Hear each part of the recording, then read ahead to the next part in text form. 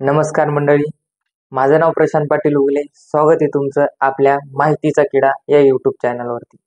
जसं की मंडळी, मी आताच भजनी मंडळ ऑनलाईन नोंदणी कशी करायची याच्या संदर्भात आपल्या माहितीचा किडा या यूट्यूब चॅनलवर व्हिडिओ टाकला होता व त्या व्हिडिओमध्ये स्टेप बाय स्टेप सांगितलं होतं की भजनी मंडळाची नोंद ही ऑनलाईन कशी करायची.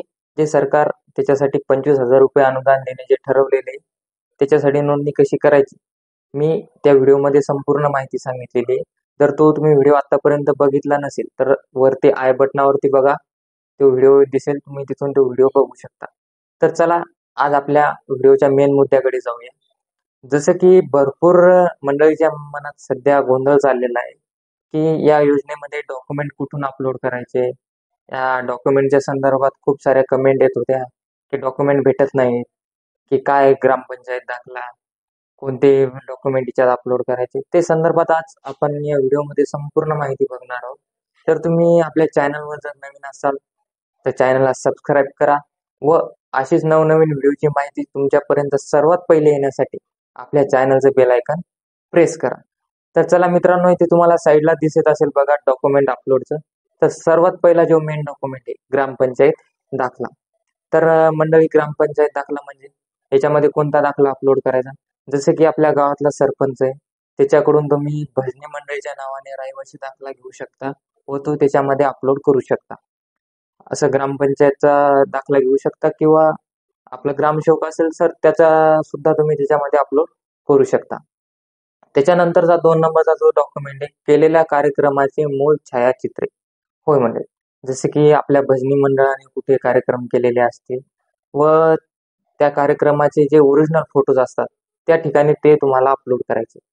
याच्यामध्ये कुठे विविध ठिकाणी तुम्ही भजनी मंडळाने भजन म्हणलेले असतील, ते जे ओरिजिनल फोटो असतील ते तुम्ही त्याच्यामध्ये अपलोड करा.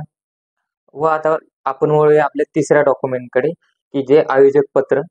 आणि याच्या बाबतीत तर भरपूर साऱ्या मंडळीच्या मनात गोंधळ चाललेला आहे सध्या की आयोजक पत्र म्हणजे काय. होय, आयोजक पत्र की जसं मंडळी समजून घ्या, आपल्या भजनी मंडळाने कुठे संस्था असो किंवा एखाद्या नेत्याचा वाढदिवस असो किंवा एखादी संस्थान असेल किंवा एखादं मोठं कोणतं ट्रस्ट असेल व त्यांनी त्यांच्या इथे कार्यक्रम घेण्याचे ठरवलेले असेल, जेव्हा ते संस्थान तुमच्याकडे येते तर ते तुम्हाला आयोजन देते की आयोजक पत्र, त्यालाच म्हणतात आयोजक पत्र.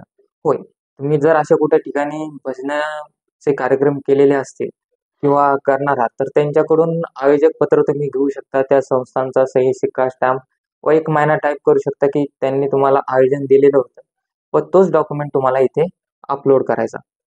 आता जसं की कार्यक्रमाच्या संबंधित वृत्तपत्रामध्ये जाहिरात प्रसिद्ध जे छायाचित्र, जसं की आता न्यूजपेपरमध्ये किंवा वृत्तपत्रामध्ये, जसं की भरपूर ठिकाणी जर तुमच्या भजनी मंडळाची कुठे जाहिरात झालेली असेल व ती तुम्ही कात्रण करायची व त्या ठिकाणी अपलोड करायची.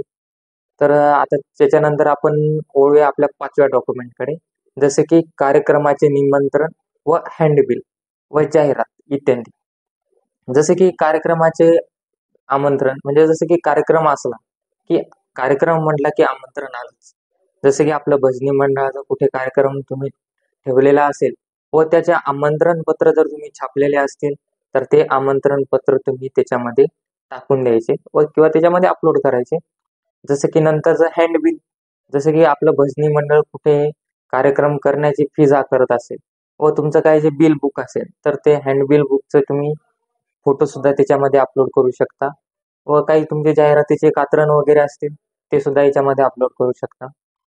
तर आपल्या पहिला जो व्हिडिओ आपण अपलोड केला होता की भजनी मंडळाची ऑनलाईन नोंदणी कशी करायची, याच्या संदर्भात भरपूर साऱ्या आपल्याला कमेंट आल्या होत्या व त्या कमेंट आज आपण बघणार आहोत व त्याचं निराकरण सुद्धा करणार आहोत की याच्या बाबतीत काय आहे. तर आता सर्वात पहिली कमेंट व जास्त आलेली कमेंट आहे, जसं की मंडळाची नोंदणी कुठे करायची.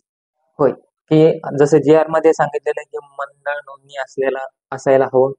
तर याची नोंदणी कुठे करायची मित्रांनो, तर सोपं आहे.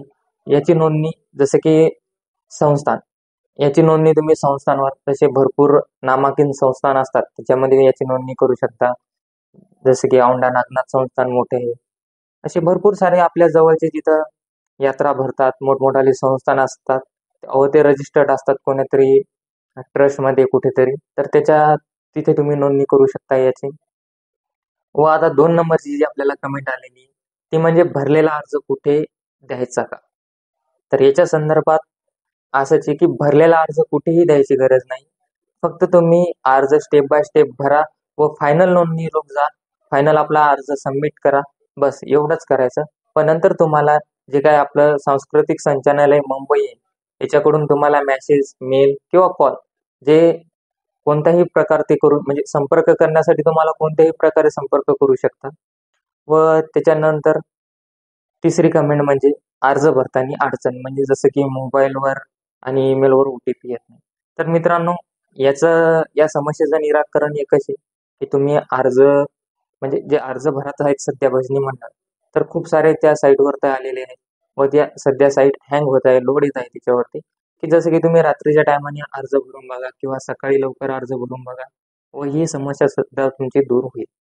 व नंतर भरपूर साऱ्या लोकांच्या मनामध्ये परत एक गोंधळ आहे की ग्रामपंचायत येत नाही. तर मित्रांनो ग्रामपंचायत ही कोणतीही येत नाही. तिथे तुमचा तालुकाच येतो तर तो तुम्ही तालुकाच निवडा. तिथे ग्रामपंचायत येत नाही. हे तुम्ही सर्वांनी लक्षात घ्या. व नंतरचा प्रश्न आहे की बँक डिटेल्स कोणाची द्यायची. महत्वाचा प्रश्न आहे की बँक डिटेल्स कोणाची द्यायची. जसं की तुमचं भजनी मंडळ रजिस्ट्रेशन आहे, तुमच्या भजनी मंडळाचं कुठे बँकेत खातं आहे तर एक लक्षात ठेवा ते तुम्ही तिथे वापरू शकता किंवा तुमचा जो भजनी मंडळाचा अध्यक्ष असेल तर त्याचं तुम्ही तिथे अकाउंट लावू शकता. तसं मेन्शन करू शकता किंवा हे अध्यक्षाचं खातं आहे आमच्या तर भजनी मंडळाचं खातं नाही पण हे अध्यक्षाचं आहे. व त्याच्यानंतर आयोजक पत्र. आयोजक पत्राबद्दल तर मी तुम्हाला माहिती सांगितलीच आहे. तर मित्रांनो आजचा व्हिडिओ आपल्याला कसा वाटला हे मला कमेंटमध्ये सांगा.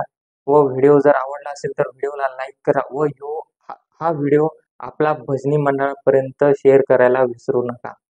तर मित्रांनो चला भेटूया अशाच एक नवीन इंटरेस्टिंग व्हिडिओमध्ये. तोपर्यंत धन्यवाद.